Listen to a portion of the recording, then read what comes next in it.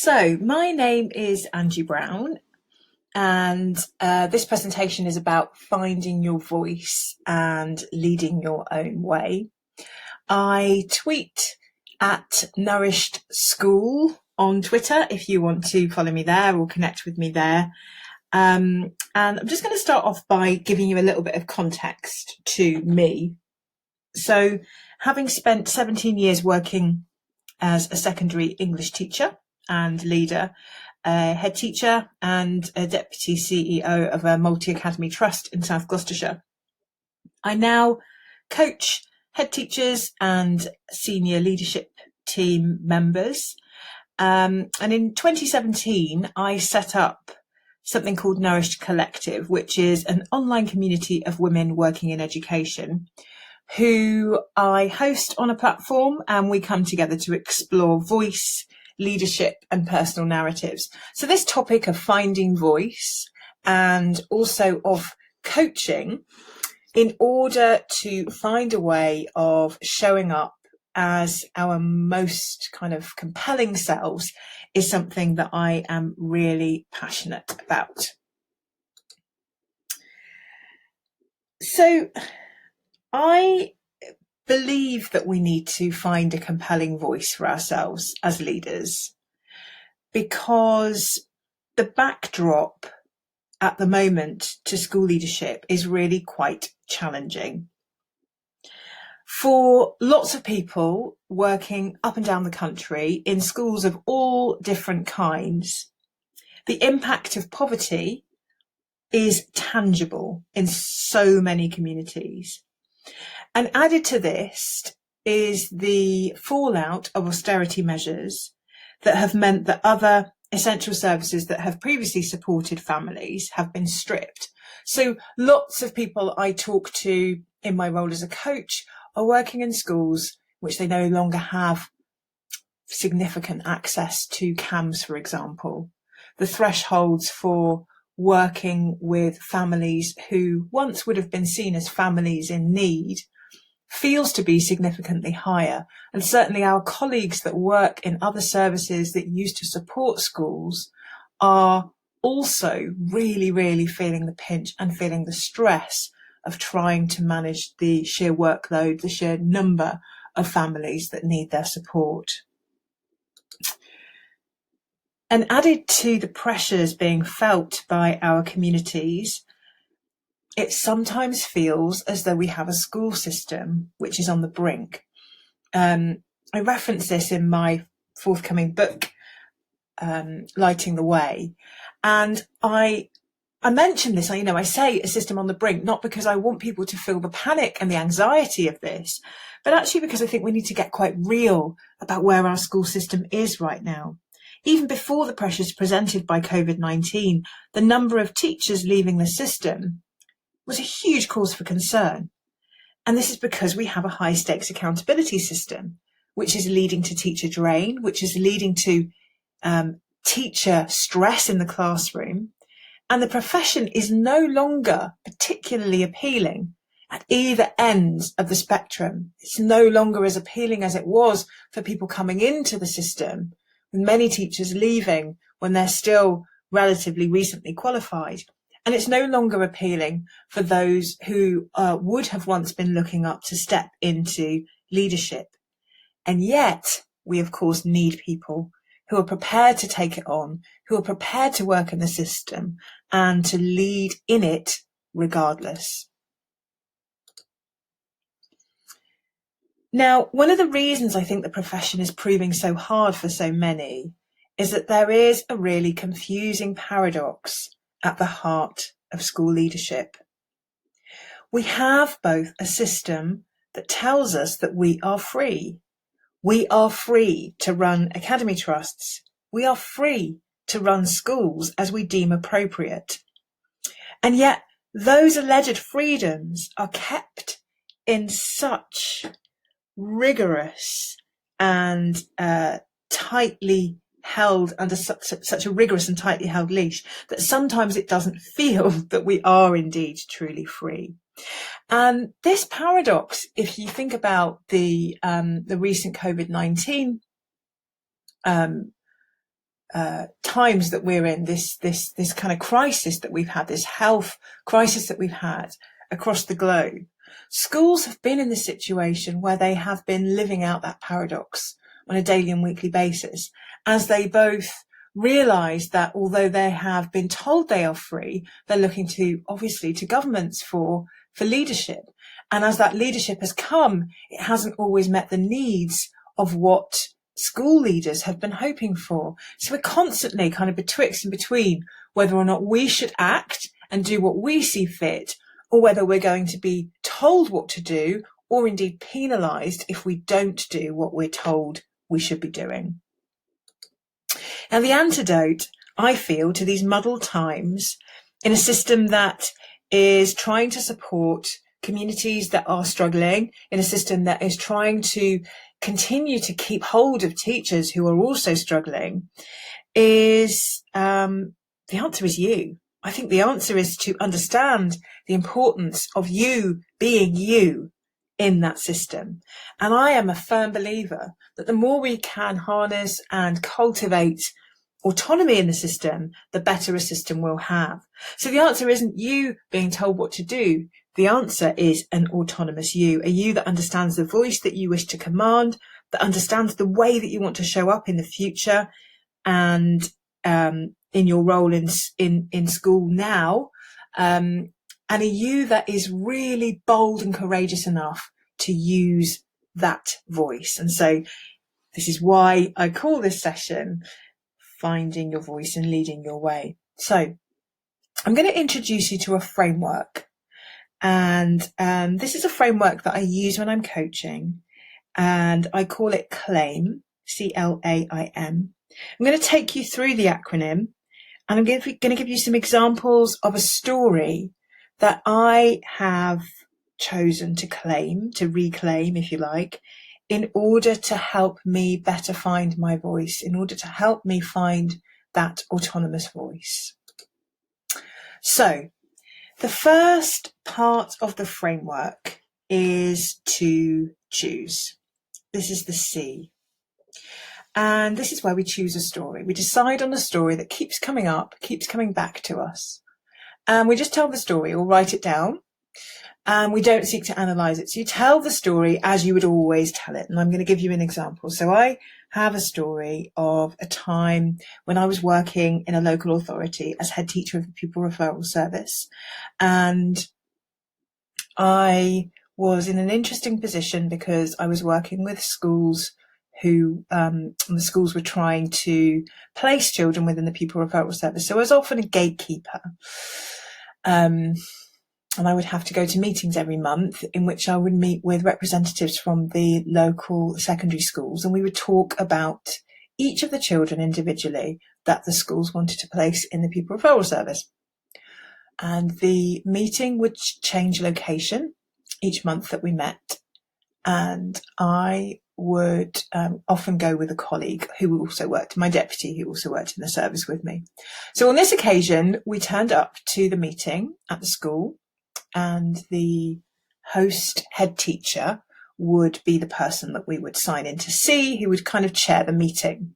So wherever the meeting was held would be the head teacher of that school would chair it. We arrived in reception and we signed in, and it was a busy, normal start to a school day. It was a meeting that was held first thing. We were told to go through to the head teacher's office and to wait for him as he was dealing with the kind of early business of the school day. So we went through to his office, and other colleagues were gathered in there already, a couple of head teachers from some of the other secondary schools, and probably a couple more head teachers came in as we waited for the head teacher of that school to come in and to start to chair the meeting.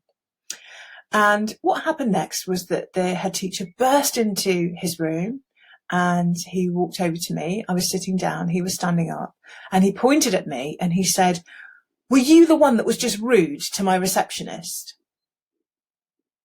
And I looked at him and I said, no, I haven't been rude to anyone. I just came in. I just signed in and came in. And my colleague, my deputy who had come in with me said, no, she, Angie wasn't rude to anybody. We came in together. And And he went out a bit flustered, came back in again a few minutes later. We didn't ever find out who had been rude to him or to his school secretary. And he began to chair the meeting, and it wasn't mentioned again throughout the meeting. Nobody mentioned it. There'd been an uncomfortable silence, but nobody said anything. Nobody said what had happened. Nobody asked what happened. Nobody asked how I was. Nobody challenged him on his accusation.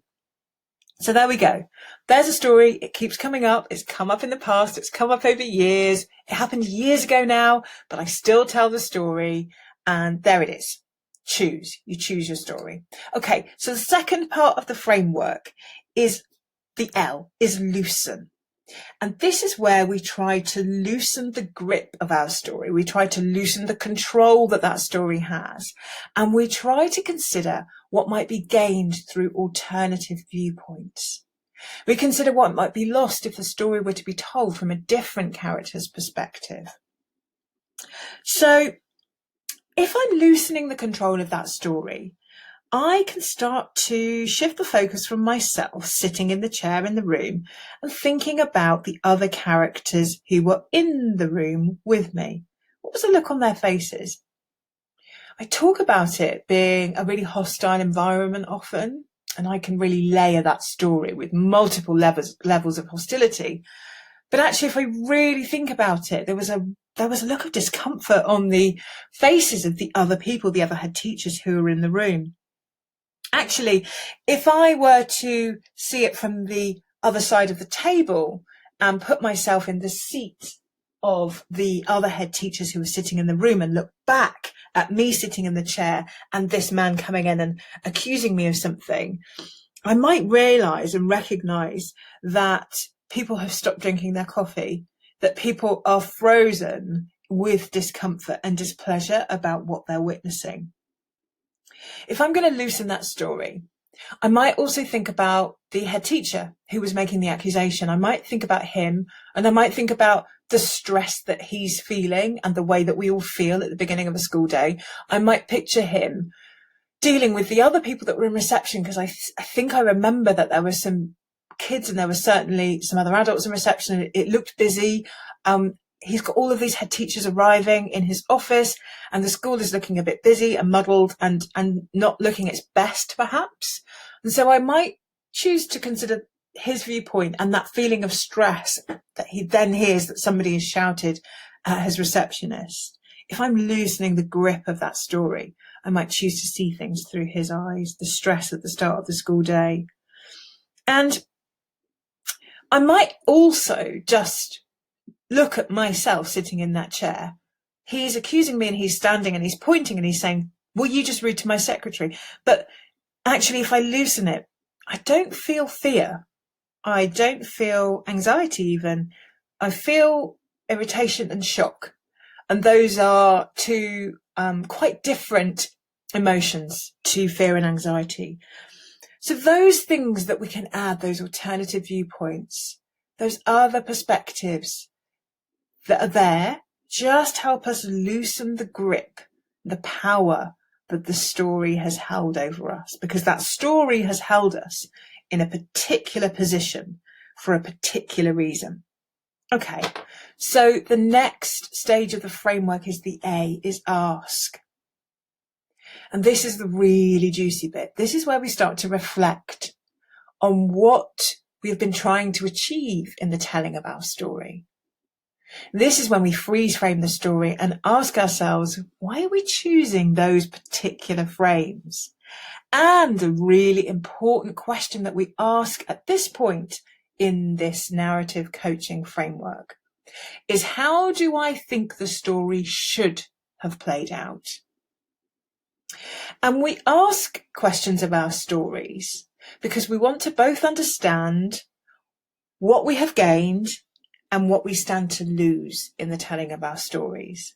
Our stories bolster us. They give us a sense of ourselves. And sometimes that sense of self isn't a powerful one. Sometimes it's a gesture of indignation. Sometimes it's an explanation of why things haven't gone our way. But we need to ask questions of our stories because they are in fact stories. They are narratives which are not necessarily true, but feel true to us. So if I'm in the ask stage of my story, I will suggest that I am trying to achieve a sense of victimhood, and I'm going to freeze frame it. And these are the actual freeze frames I have used when getting to grips with this story. The first one, frame 1, signing in. Simply signing in reception, and I have this kind of jaunty feeling about that freeze frame. There she is, signing in. Second frame, we're already in the head teacher's office. Door bursts open. And you can picture that almost like a kind of cartoon, a cartoon script. Door bursts in. Third frame, I'm sitting. Image of me sitting in a chair, probably slightly hunched and vulnerable. Fourth frame, he's standing. There he is, powerful, broad shoulders, standing, pointing down at me. Fifth frame, the pointed finger. If any of you are old enough to remember Grange Hill, you'll remember that there was a kind of comic strips intro to Grange Hill, the TV show.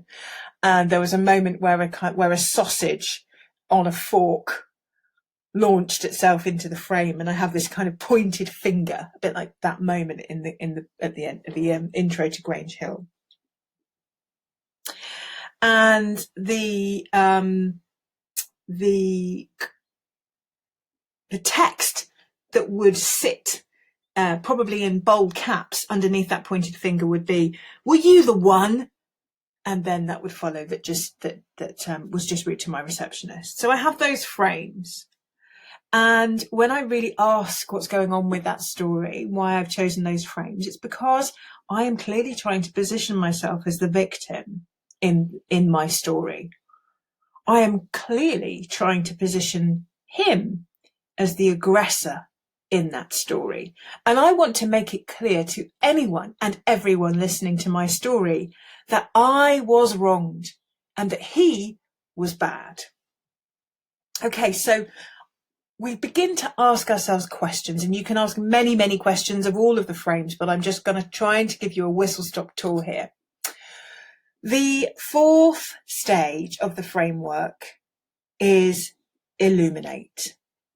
This is the I. And this is the kind of wonderful, cleansing, healing moment in our stories when we start to shine a light on things. And we start to ask, okay, which aspects of that story enlarge me? Which aspects of that story diminish me, make me smaller? And what changes am I prepared to make to alter the way this story plays out? Because our stories are things that we drag from our past and we take into the future.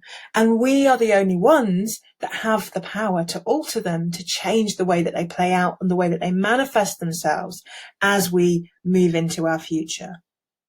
So what diminishes me about this storyline is, of course, my victimhood. I make myself small. And what enlarges me is actually my forgiveness in the moment, is actually my leadership. And I'm going to explain that in a bit more detail, because the changes I'm prepared to make to that story is to add in that there is a moment when I'm being accused of rudeness to the secretary, the school secretary, that I settle in on a way of leading in the future. There is a moment in that story that if I look at it now, I think, yeah, there's an opportunity there to say, oh, should we go and have a chat outside the room? To ask that head teacher if everything's okay. To just talk to him and to say, do you know what, that was really not okay, the way that you talked to me in the room, and I think that needs rectifying, but you know, what's going on?